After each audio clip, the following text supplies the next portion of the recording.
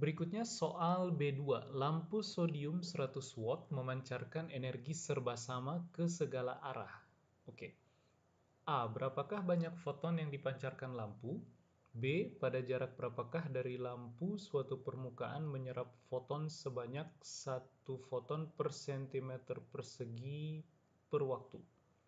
C. Tentukanlah fluks foton atau jumlah foton per satuan luas per satuan waktu pada suatu permukaan kecil yang berada 2 meter dari lampu. Oke. Pertama, adik-adik perlu cari di literatur lampu sodium itu dia memancarkan gelombang elektromagnetik dengan panjang gelombang berapa. Jadi nilai lambda untuk cahaya yang dipancarkan oleh lampu sodium ini harus dicari di literatur. Diperoleh dari literatur. Nah, kemudian untuk A, berapakah banyaknya foton yang dipancarkan oleh lampu? Oke, kalau adik-adik ingat, daya itu adalah energi yang dipancarkan per satuan waktu. Jadi, total energi yang dipancarkan dalam rentang waktu tertentu itulah daya. Nah, kalau begitu, bila total energi yang dipancarkan oleh lampu adalah E ini, maka E ini mestinya jumlah foton N dikali energi untuk setiap foton. Kemudian dibagi dengan delta T. Jadi, kita kasih keterangan N adalah jumlah foton, sementara E foton adalah energi satu foton atau energi setiap foton. Nah, maka adik-adik bisa dapat kalau begitu jumlah foton yang dipancarkan setiap satuan waktu, misal kita pilih delta T ini 1 detik, itu sama dengan total daya yang dipancarkan oleh sodium dibagi dengan energi untuk satu buah foton. Nah, dari sini adik-adik dapatkan banyaknya foton yang dipancarkan oleh lampu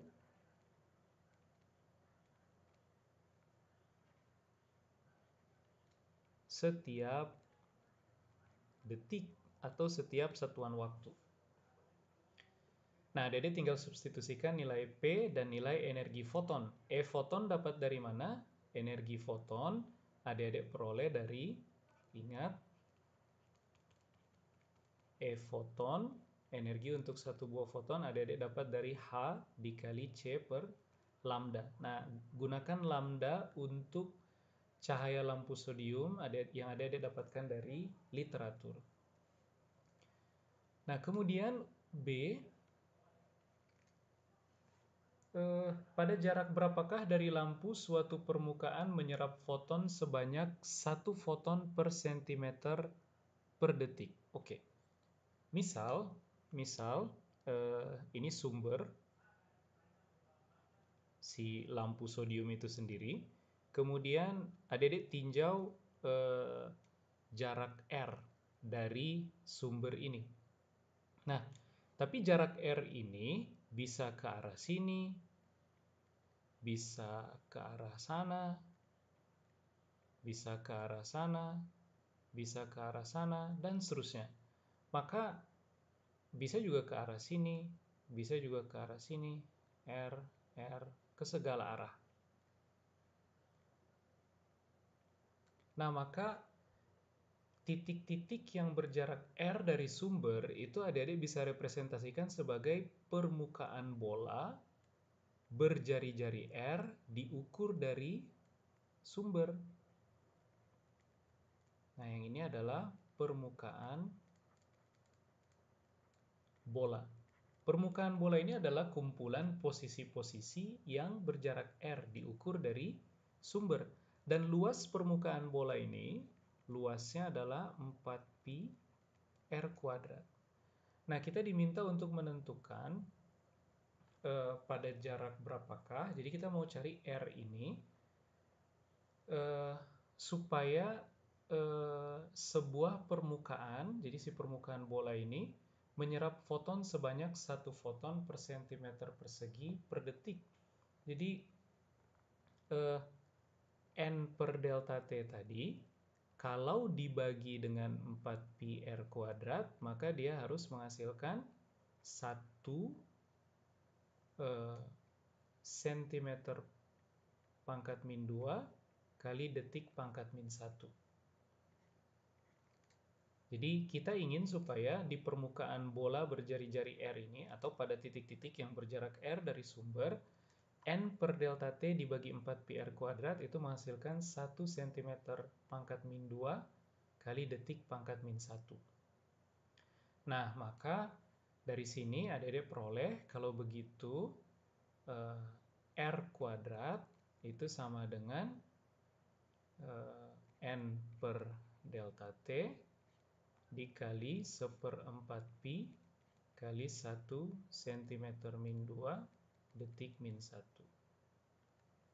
Nah, N per delta T itu adalah jumlah foton yang dipancarkan tiap detik oleh sumber, dan itu udah kita hitung dari bagian A.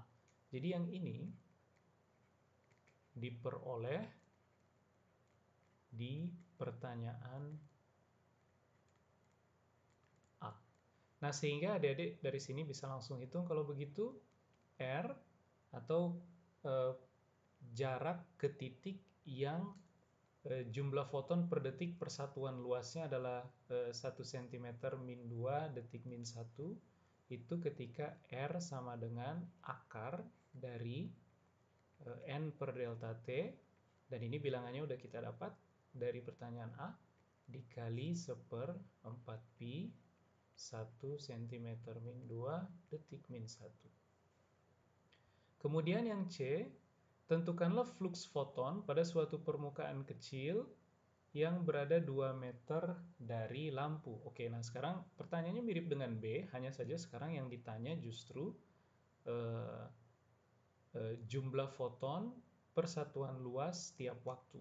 Jadi untuk yang C, justru kita ingin tahu bila R diketahui sama dengan 2 meter, jadi R diketahui 2 meter, maka kita diminta menghitung nilai dari N per delta T dibagi dengan 4pi R kuadrat. Ini akan dicari. Nah, N per delta T, lagi-lagi udah kita dapat dari pertanyaan A, tinggal dibagi dengan 4pi dikali 2 meter kuadrat. Nah, dari sini adik-adik dapat flux foton atau jumlah proton per satuan luas, oke, flux foton atau jumlah foton per satuan luas per satuan waktu.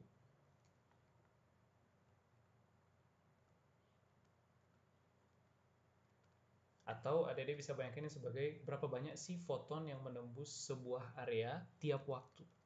Gitu kira-kira.